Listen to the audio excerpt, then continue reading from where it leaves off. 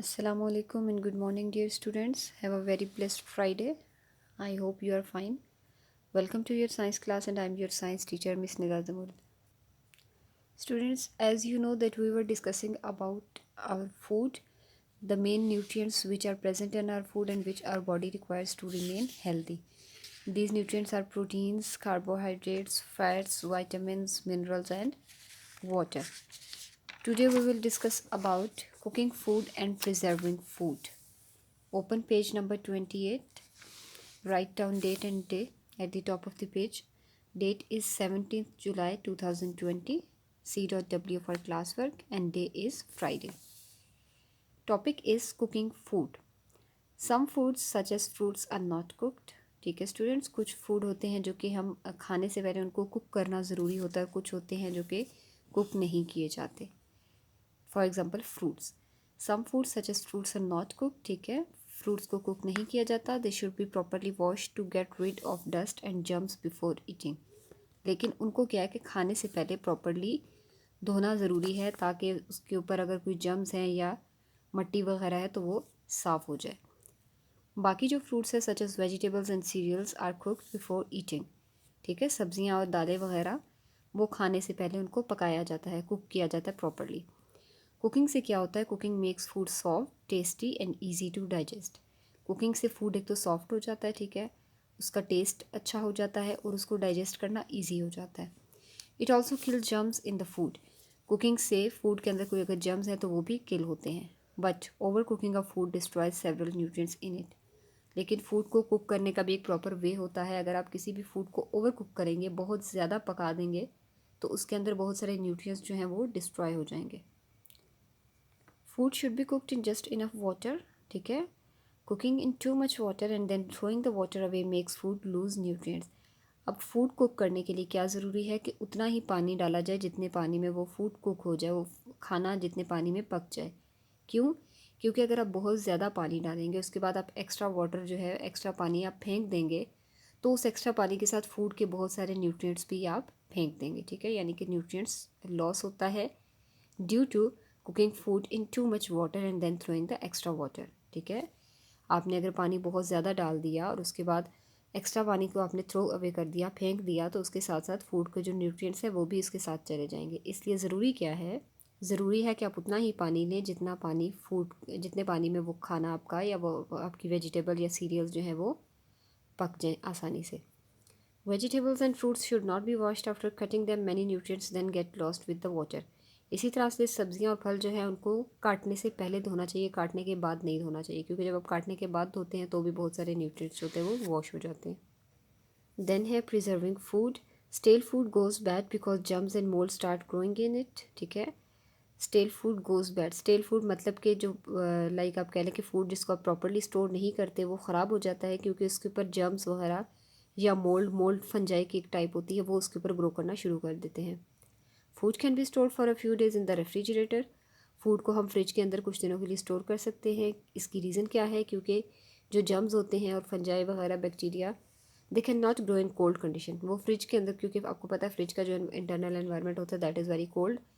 सो fungi bacteria और बहुत सारे जर्म्स जो होते हैं they can not grow well in cold condition. वो ठंडी जगहों पे ग्रो नहीं करते, इस वजह से हमारा फूड जो होता है वो महफूज रहता है. These days you can get frozen food in the market. ठीक है, आजकल आपको पता है कि मार्केट में फ़्रोज़न फूड मिल जाता है. बहुत सारी चीज़ें जैसे नगेट्स, कबाब और इस तरह की बहुत सारी चीज़ें जो कि फ्रीज़ हुई हुई कंडीशन में आपको मिल सकती हैं. These foods can be kept in the freezer or of a refrigerator for several weeks, but it is better to eat fresh food rather than stored food. ठीक है, फ्रोज़न फूड जो है उसको किसी भी रेफ्रिजरेटर के फ्रीज़र में बहुत वीक्स के लिए, लाइक आप कह लें कि फॉर सेवरल डेज़ और फॉर सेवरल वीक्स उसको स्टोर किया जा सकता है और उसको हम यूज़ कर सकते हैं. लेकिन बेहतर क्या है कि हम फ्रेश फूड खाएं instead of stored food. So that was about cooking food, के फूड को किस तरह कुक करना चाहिए और फूड को किस तरह से प्रिजर्व करना चाहिए. Come towards next page. Exercise देख लेते हैं हम. ठीक है, सिंपली अब इसमें क्वेश्चन नंबर 1 में आपने क्या करना है? Put a tick for true and a cross for false. इसमें आपने रीजंस नहीं देनी. ठीक है, जैसे आप हमेशा करते हैं, रीजंस नहीं देनी, जस्ट आपने ट्रू फॉल्स को इंडिकेट करना है. Number 1, all nutrients give energy to your body. Yes, that's true. Fats give you quick energy. False. Fats जो होते हैं they do not give you quick energy, carbohydrates give you quick energy. Vitamins and minerals are required by the body in small amounts. Yes, true. Germs can be killed by heating food. True. Frozen food does not get spoiled for a long time. That is also true. अभी हमने पढ़ा है. Question number 2 is name these. The food that helps you to grow. Proteins. ठीक है, वो food जो हमारी growth में हेल्प करते हैं कौन से होते हैं? Proteins. The food that keeps your body warm. Fats. हमारी बॉडी को कौन सा फूड वार्म रखता है? Fats. If you do not get them in proper quantities in your food, you can get dangerous diseases. Vitamins. अगर आपकी body को ये प्रॉपर क्वांटिटी में नहीं मिलेंगे तो बहुत सारी ख़तरनाक बीमारियां हमें लग सकती हैं. इसका आंसर क्या है? Vitamins. This makes up more than half of your body weight. Water. ठीक है, हमारी बॉडी का मोर देन हाफ वेट जो होता है वो किस चीज़ का होता है? Water. They give you quick energy. Carbohydrates.